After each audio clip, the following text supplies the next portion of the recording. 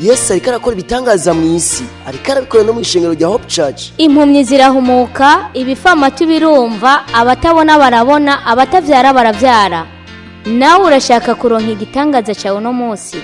Kwirikirana ikiganiro ivyo Yesu akora mushikirizwa n'ishengero rya Hope Church.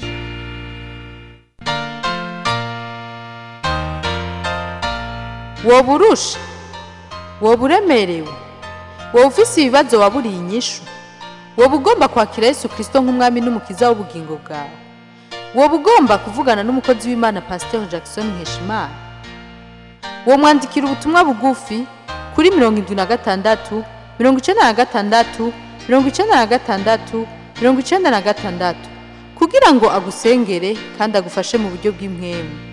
Yesu yavuze ngo nimuze kuri jewe mwese abananiwe n'abaremerewe ndabaruhura. Kaze muri uyu mwanya udasanzwe, umwanya w'ikiganiro ivyo Yesu akora. Ni ikiganiro ciza cyane abantu benshi rero mukunda hirya no hino. Mukaba rero muri kumwe na Pastor Nkeshimana wo mu ishengero rya Hope Church. Ni ikiganiro c'ishengero rya Hope Church. Hope Church rero ahikorera ni mu Carama gahahe kwibarabara rya 11, no kuvuga ahantu benshi bazi rero cyane ni kuri station iri kwibarabara rya 10, no kuvuga amabisi asanzwe katira. Ugeze aho nyene amabisi akatira ni kwibarabara rya 10, ucurengana ukaja kuri indi barabara rya 11 riri hafi y'uruzi Gikoma. Ni barabara bita iry'amabeni, ariko ni barabara rya 11, aho niho ishengero rya Hope Church rikorera. Rero iki kiganiro ni ikiganiro kikwereka ivyo Yesu akora. Yesu arakora ibintu bikomakomeye vyiza cyane ku bantu benshi batandukanye. We upfa kwizera gusa, nawe aragukorera ibitangaza. Hari ivyo Yesu ariko arakora ku isi rero hirya no hino, ariko nabikora no mu ishengero rya Hope Church. Tuko turabona ibitangaza bikoreka, tuko tubona abagwayi bakira, tuko tubona ibimuga bimuguruka, tuko turabona abatahora babona, basigaye babona, tuko tubona abantu bafise ingwara zananiranye kwa muganga, tukabona Yesu akora ibitangaza. Si twe dukora ibitangaza, ariko rero ni Yesu ariko arakora ibitangaza aho ku ishengero rya Hope Church. Turagwaye kaze rero, turagwaye kaze kuri iryo shengero rya Hope Church. Turakubwira na programme ingene igenda aho rero ku ishengero rya Hope Church. Programme nuko kuwa gatatu twama dufise amasengesho yo ku Karago. Amasengesho yo ku Karago aho ratangura saa 3 zo mu gitondo agashikana saa 7. Murumva ko ari umwanya muto cyane, amasaha 4, ariko muri ayo masaha 4 tukabona mu ikiganza c'Imana. Yesu twama tubona akora ibikomeye nibihambaye. Nivyo Yesu akora, arabikora kabisa kandi bikagaragara. Tukaba dufise rero na amiga yo kwa Mungu. Nk'uyu wa Mungu rero, nk'uyu wa Mungu turiteze kubona ivyo Yesu ariko arakora kandi byinshi cyane. Ego ntaco bitwaye ikibazo ushobora kuba ufise n'imyaka ukimazemwo. Rashobora kuba ukimazemo imyaka myinshi, rashobora kuba ukimazemo amezi menshi, rashobora kuba ukimazemo ibihe byinshi cyane, ariko ntaco bitwaye. Ntaco bitwaye ururimi uvuga, ntaco bitwaye igihugu wavukiyemo, ntaco bitwaye amashuri wize cyangwa utize, ntaco bitwaye intara wavukiyemo. Ivyo ntaco bitwaye. We upfe kwemera gusa ukizera ijambo ryiwe, urabone ubwiza bw'Imana. Yama yakoze byinshi cyane kandi byinshi cyane, kandi benshi twama tubona bariko barashinga intahe. Ndaza guha mbere na zimwe mu ntahe z'ivyo Yesu ariko arakora. Si nazose wanashaka, tuza guha nkenya cyane muri zo Yesu ariko arakora ibitangaza. Yesu ariko arakora ibitangaza byinshi cyane, kandi benshi tuko tubona bagirirwa neza, tuko tubona benshi babona ikiganza c'Imana. Rero ndaza guha intahe nkenya muri zo z'ivyo Yesu ariko arakora, kugira ngo nawe ubone ivyo Yesu ariko arakora, ko nawe ashobora kubigukorera. Ego ashobora kubigukorera.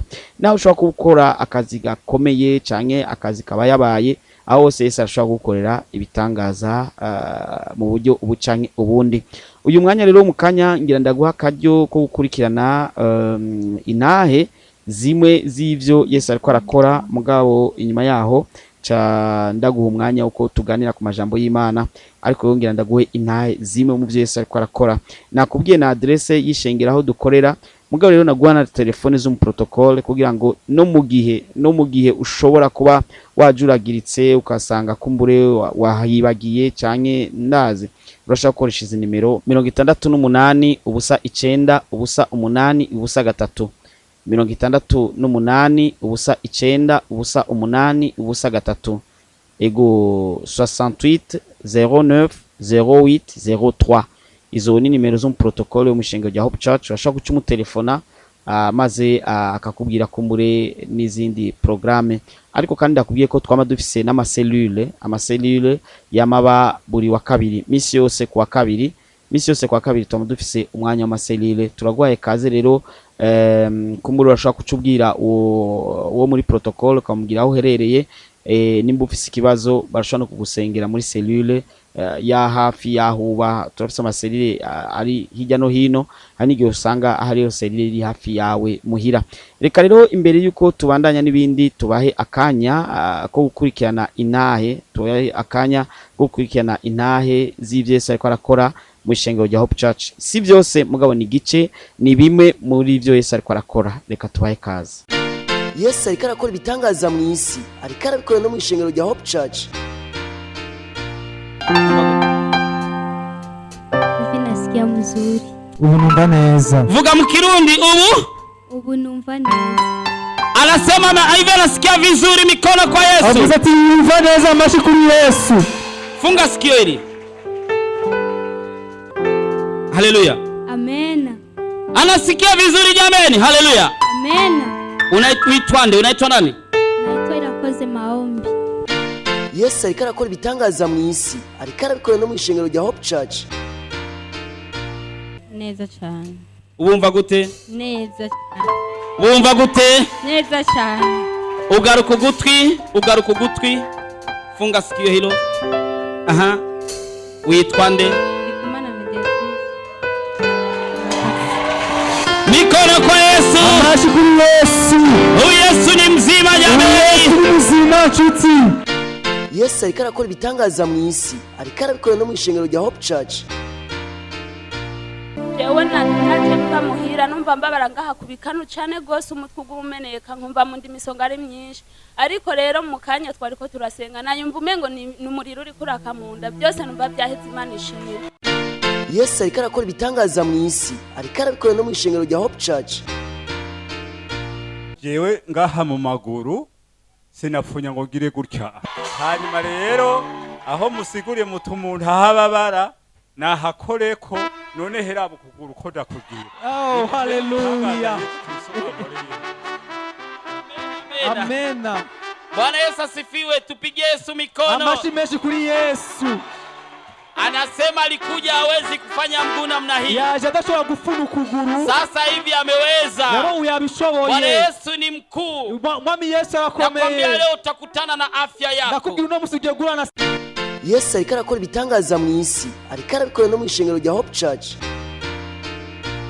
Yewe nkiza navuye muhira numva mu maso nari maze iminsi amaso anja, ariko nasenze hajya muvuze ati umwe wese akore aho umuntu wese ababara, nca nkora ngaha mu maso numva nkanuye naciye numva umuyaga kayagume ngo gahusha ari keshi, ariko ubu misonga yaheze. Haleluya.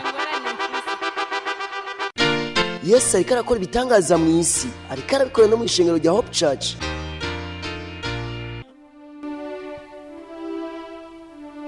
Yesu ashimwe. Ndiri umunezero udasanzwe mu mutima wanje. Yesu abahezagire. Narifise probleme yo mu mugongo, kubona umuntu nka jewe nkiri muto ngwara umugongo, ariko Imana ikaba yankijije guhera uno munsi. Haleluya. Hama nari maranye ingwara yagira nkwirane umwaka, ngwaye mu nda, ngenda nonda simenye ivyari byo mugandamenye ingwara ngwaye. Mugaye igihe nako ndasenze nyene shize mu kwizera, ciye numva mengo n'umuntu asutse kwa amazi akanye, cyanda siduka nyene nukuri ubu mu nda numva meze neza. Yesu abahezage. Yesu ariko arakora ibitangaza mu isi, ariko arabikora no mu ishengero rya Hope Church. Yesu nashimwe. Ndabanje kwagumira mu izina rya Yesu. Amena. Ni rya mbere ninjiye hano hantu, kandi ni rya mbere nyene kubera nabajije ko nemaze igihe kinini bisigisa cy'ingwara cya estoma n'amaso, ariko ndasenga narivuje mu baganga batandukanye hirya no hino, muganga afata imiti ariko bikanka, ngaguma nizera mvuga ati igihe ntazi nshobora kuzokira. Rero maze kumva kw'iradiyo kubera ndakunda kumva izi radiyo kenshi cyane numva igikorane kubera nibagira kabiri ndacumva ndavuga ati Imana iki gikorane ikizonsiga ndifuza yuko nzotuma ngenda n'umunsi n'umwe ariko nkagenda nkabona ibitangaza vy'Imana ndifuza yuko nzokira bigenze uko rero jewe niho uno ejo niriwe ngwaye cyane gose numva estima yanje imbaye satani kugira angwanye kugira sinze kuzi no musi ndara ngene numva merewe nabe ariko ndasenga ndavuga Imana no musi intego zo kugenda gusenga ndahera mu gatondo ndyutse ndabaza umuti ndasavye n'umundangera ahantu ndahaza ariko iyo grize ntayonzi Imana rero yabikoze ndaza ngaha ndabaza ndahashika none ibitangaza Imana inkoreye ubu numva nakize ngene numva umubiri merewe neza kandi n'amaso n'umwene ndabona neza ndagira nkuko ndumva nataye n'ikaramu ndandika ndabona ko nshoboye kwandika hari ubitakunda ko nsoma Yesu nahabwa icubahiro amen. none inge ndambaze kare ntiwashobora kwandika canke ngo usome neza? sinashobora kwandika nambaye amarori mugubu ndafata ikaramu nkandika igiharuro nkakibona neza. Yesu ariko arakora ibitangaza mu isi, ariko arabikora no mu ishengero rya Hope Church. Yesu ashimwe. Yesu agira neza cyane. Jewe nanje nari naranyazwe gusenga, hari haciye nk'amezi 3. Naje nyene nihebuye no gusenga nabifata ibisanzwe, mugaye nicaye hariya anye numvise umuriro umanuka muri jewe, numva ubushobozi bujari bwinshi, numva inkomezi ziragarutse. Yesu nashigwe hejuru. Yesu ariko arakora ibitangaza mu isi, ariko arabikora no mu ishengero rya Hope Church. Ndabahaye mwiriwe mu izina rya Yesu Nazareti. Amena. Nanje mpagaze ngaha nshima Imana. Gendo umunyesare uno munsi sanzwe nkora akazi ko gusiga amarangi. Boss yari yambwiye ko ngurira irangi ariko nyansanga ntaryo yaguze. Numva ubushobozi bwo kwinjira mu iki gikorane. Novuga ati Imana ibahezagire. Naje numva mu ndabitagenda neza be n'amaso. Ubu ndabona neza, numva atani imisonga. Imana ihabwa icubahiro. Yesu ashimwe kandi nanje naje nk'umushitsi navuye aho haruguru muri rirare nasengera muri Eglise Emmanuel Nyambuye. Nukuri navuye muhira numva umenga kwizosi ndemerewe cyane, nari nikoreye igiseke c'amavoka n'imiwe. Navuga ati ariko mu izina rya Yesu naho bigenda gute jewe ndaza kubona ibitangaza by'Imana. Nukuri navuye muhira numva mu maso ntabona, numva ibisonga mu maso. Ukuri Imana ndashima Imana kweri ubu ndabona nukuri nibitangaza Imana yakora. Yesu ariko arakora ibitangaza mu isi, ariko arabikora no mu ishengero rya Hope Church. Wasifiwe. Amen. Nami nataka kumshukuru Mungu. Naje ngomba gushimira Imana cyane. Nilikuwa na matatizo ya roho na macho. Naifisi ingorane y'umutima n'amaso. Basi nilikuwa roho imenisumbua sana. Rero uwo mutima n'ukuri wangora cyane. Lakini namshukuru Mungu nikupasha kuyapa juu niko na vitu vinanilemera sana. Kuko narifisi ibintu bindemera ndatineza kuza. Namshukuru Mungu ni saudi anza tukuomba. Ndashima Imana igihe watangura gusenga. Aho narindi numvise ingomezi z'Imana. Mpaka kitu nimepokea. Haleluya. Amen, amen, amen. Yesu ariko arakora ibitangaza mu isi, ariko arabikora no mu ishengero rya Hope Church. Tunashima. Je nanje sinumva ingene no bivuga. Je nsanzwe mfise amasoni yo guhagarara ngaha. Nukuri nagira ubwoba no kugira amakuru kurabona nagumye ndindira. Biranka pomva honde ariko je nafatwa ku mugoroba amasakanja cyane nkatukura amaso bimwe biteye ubwoba. Kwa muganga nagiye kuyipimisha bambwira ngo igitigu sanzwe mbana n'umumama ndamubajije ingene vyogenda arambwira ngo ico gitigu cyawe ntabwo kikira cyambaho nihebuye ndavuga ati ko nahifise abana bake ngiye kugwara igitigu kimwe kivyimbisha indakwere kandi mfise Imana ngendana n'Imana. Nukuri nararize ndihebura ariko nicaye hajya numvise nukuri kiganza c'Imana. Yesu yankijije mu mumpera amashi cyane. Yesu ariko arakora ibitangaza mu isi, ariko arabikora no mu ishengero rya Hope Church. Nizere rero ko wumvise zimwe mu ntahe z'ivyo Yesu ariko arakora mu ishengero rya Hope Church. Si byose oya, ni zimwe mu ntahe z'ivyo Yesu ariko arakora. Ego Yesu ariko arakorera abantu ibintu byinshi cyane kandi bikomakomeye. Izo ni zimwe mu ntahe kandi mumaze imisi muzumva mumva n'izindi ntahe z'ivyo Yesu ariko arakora. Abantu bagwaye imigera ya sida, abantu bagwaye za hypertension, abantu bagwaye za diabete, abantu bagwaye ibi na biriya, Yesu ariko arakora ibikomeye n'ibihambaye. Rero turaguhamagaye rero kuri uyu wa Mungu kugira ngo nawe Yesu akugirire neza. Ego uzoze kuri uyu wa Mungu. Yesu arafise umugambi mwiza cyane wo kugirira neza. Ko imigambi agufitiye ni imigambi myiza kandi imigambi y'amahoro. Ntaco tuma atakugirira neza nawe. Ego ntaco tuma Yesu atakugirira neza. Nico gituma nifuza ko nawe woza kuri uyu wa Mungu kugira ngo Yesu akugirire neza. Tuzosengera abantu bafise imitwaro ijanye n'ingwara. Ego ijanye n'ingwara, urashaka kubugwaye umugongo, urashaka kubugwaye foie, igitigu, urashaka kuba ugwaye amahaha, urashaka kubugwaye amaso, amenyo, eka ibi canke ibindi. Twama twabasengeye kandi twama twabonye ikiganza c'Imana. Nizoba ari wewe wayi wa mbere akize. Oya, mumvise ni ntahe z'ivyo Yesu ariko arakora. Ego nuzoba wayi wa mbere. Kandi urashaka gufata minenerwe iyi message canke ubutumwa ndiko ndagutumira, ugasanga kumbura atakaje akaryo wari ufise ko gukira.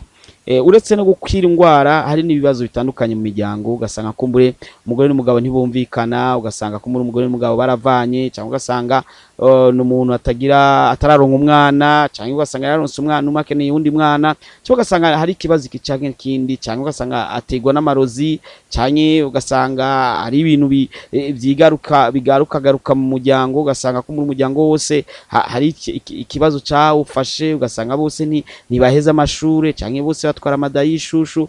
Mvuze bose mba ngomba kuvuga ati nka benshi muri bo. Ugasanga kumbure benshi hari amashuri batigeze bashikako, ugasanga benshi nta numwe usanga atera imbere mu buzima. Ugasanga ibyo byose usanga bigenda biboha abantu mu buzima. Ugasanga kumbure benshi mu buzima bo mu muryango, ugasanga bose benshi barapanze, ugasanga benshi nta numwe arigera no gura n'imodoka canke arubaka inzu yiwe. Ugasanga kumbure hari ikintu kumbure kanaka kiguma kibakurikirana, cyangwa ugasanga bama bashikana imyaka runaka bagapfa. Hari ibintu byinshi usanga biriko birakurikirana abantu mu miryango. Ibyo byose rero kuri uyu wa Mungu tuzosengera abantu bose bafise rero imitwaro iyo n'iyindi tutavuze, nko gukangagurika mu ijoro, nko kurota nabi mu ijoro, nko kunanigwa guheba icyaha runaka. Ugasanga hari umuntu yama yasambanye, canke yama yanyoye inzoga, canke yama yidroze mu mutwe, ugasanga yanywa ibiyayura mutwe, bigatuma agerageza ko yo bivamo mugabo bikanka. Ugasanga byarananiranye. Yesu arashoboye kubigukorera, ugasanga kandi ibintu byose bibaye vyiza. Hari ikindi tuzosengera abantu usanga taronka itiro, ukasinzira mugabo bikanka kuronka itiro.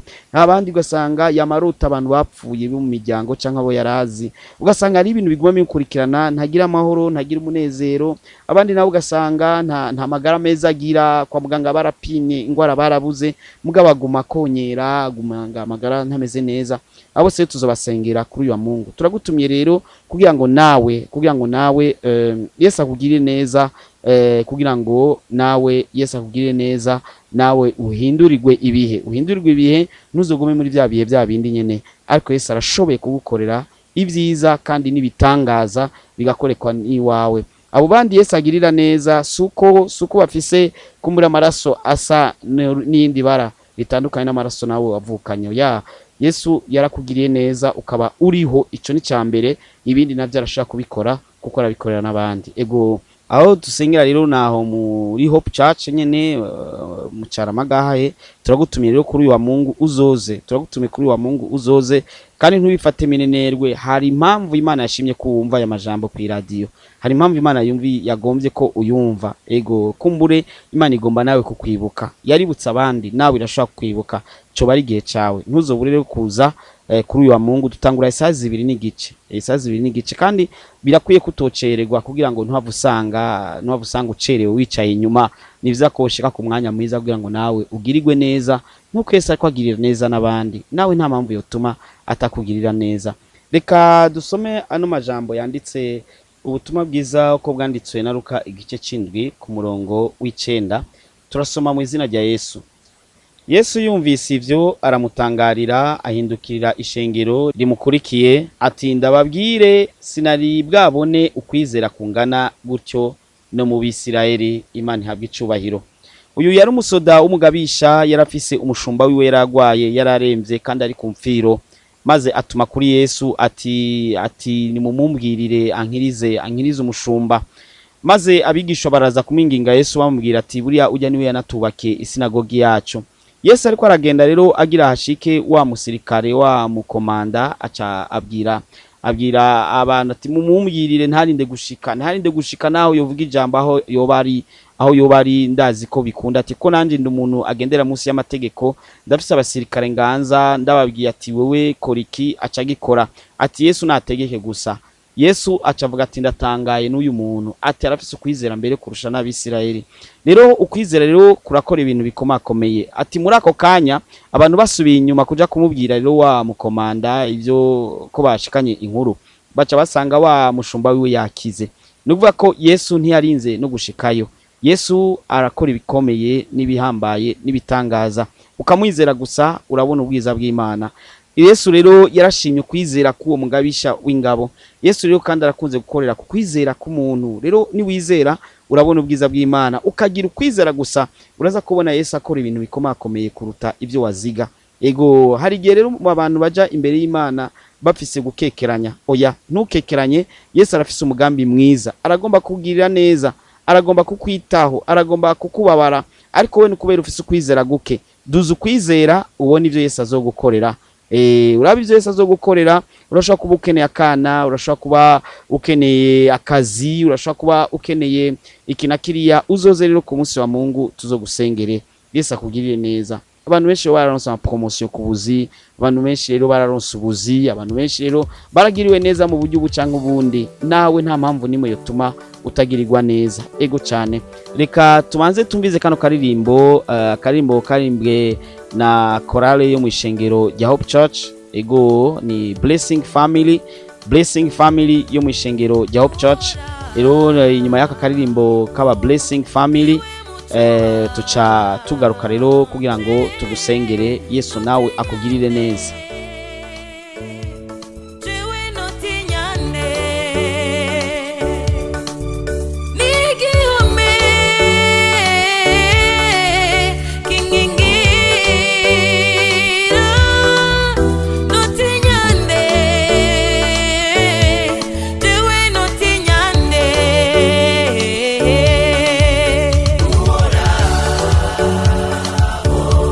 Niwe mucho wa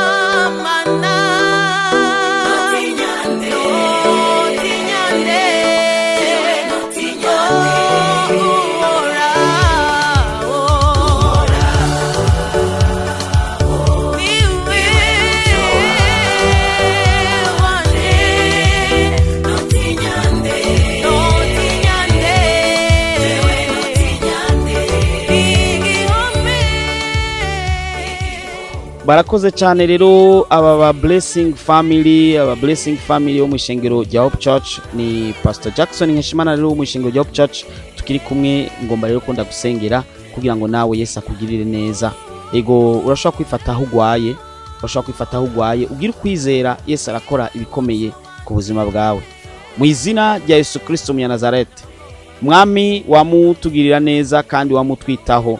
Ndakweretse ingwara y'uyu mwene data mu izina rya Yesu Kristo ndayikankamiye, mu izina rya Yesu Kristo ndayirukanye, mu izina rya Yesu Kristo ndayomoye. Ndahamagaye kugira neza kwawe Mana kugaragare muri uyu muryango. Mana ndakweretse ibintu byose byabateye izi ngorane zose bafise. Ndaguhamagaye kugira ngo babere nyishu kuko urashoboye kandi urahambaye. Ndakwizigiye Mwami kandi ndakwizeye. Ndizeye kuvyumvise kandi ko bikoze. Ni mu izina rya Yesu Kristo Mwami ni mucunguzi wacu. Amen. Yesu aguhezagire cyane. Yesu akugirire neza. Ego ndakwibutse rero ko kwa Mungu dufise amasengesho gusengera abantu bose bafise imitwaro yawe. Jewe ubwanje ndashobora kuba ntayizi ariko Imana irayizi. Uze ugerageze ushika aho hantu. Ni mu Cyaramagahahe nakubwiye adresse nimba watanguranye natwe, ariko nimba wadufatiye mu nzira ndashaka kwibutsa kandi ndashaka kubwira kandi naho mu Cyaramagahahe ni barabara rya 11. Ni ku ntango nyene zibarabara. No kuvuga ko uri kuraja ku Gikoma uvuye kuri station ni barabara bita iry'amabeni. Ego nimba wafashe bisi canke ukafata moto canke bajaje canke taxi, mubwira ati njana hafi ya Gikoma kibarabara ry'amabeni. Nta mutaximene atahazi kiretse watanguye ejo. Nta mutaximene atahazi yaba wa moto canke w'imodoka canke w'ikinga canke wa bajaji tukutuku. Abo bose barahazi babwira ati njana kwibarabara ry'amabeni riri hafi y'uruzi Gikoma aho mu Cyarama. Umwe wese aca kujanaho. Ushitse kwibarabara ry'amabeni ucubona ishengero. Ni iryo shengero ryo nyene riri hari kuri iryo barabara ry'amabeni. Ego tuca tugusengera no kuvuga kwa Mungu isazi 2 n'igice nuzuceregwe. Turaguhaye kaze. Yesu aguhezagire. Yesu abane nawe. Ni wahabura canke ukaba utahabona neza, reka ndaguhe nimero zo mu protocol.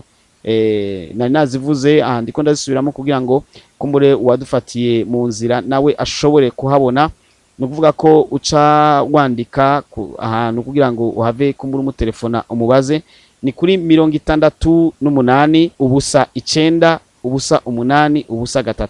68 ubusa 9 ubusa 8 ubusa 3. Turagwaye kaze rero ku munsi wa Mungu. Yesu aguhezagire. Murakoze cyane. Mari kumwe na Pastor Jackson Nkeshimana wo mishengero rya Hope Church. Yesu ariko arakora ibitangaza mu isi, ariko arabikora no mu ishengero rya Hope Church. Impumyi zirahumuka, ibifamatu birumva, abatabona barabona, abatavyara baravyara. Mweje kumviriza ikiganiro ivyo Yesu akora mushikirizwa n'ishengero rya Hope Church. Hope Church ikorera ku Cyaramagahahe kwibarabara ry'amabeni hafi y'ikibuga haruguru gato ya station Covid aho amabisi asanzwe akatira. Woburusha, woburemerewe, wofise ibibazo waburiye inyishu, wobugomba kwakira Yesu Kristo nk'umwami n'umukiza w'ubugingo bwawe, wobugomba kuvugana n'umukozi w'Imana Pasteur Jackson Nkeshimana, womwandikira ubutumwa bugufi kuri 76 96 96 96 kugira ngo agusengere kandi agufashe mu buryo bw'impwemu. Yesu yavuze ngo nimuze kuri jewe mwese abananiwe n'abaremerewe ndabaruhura.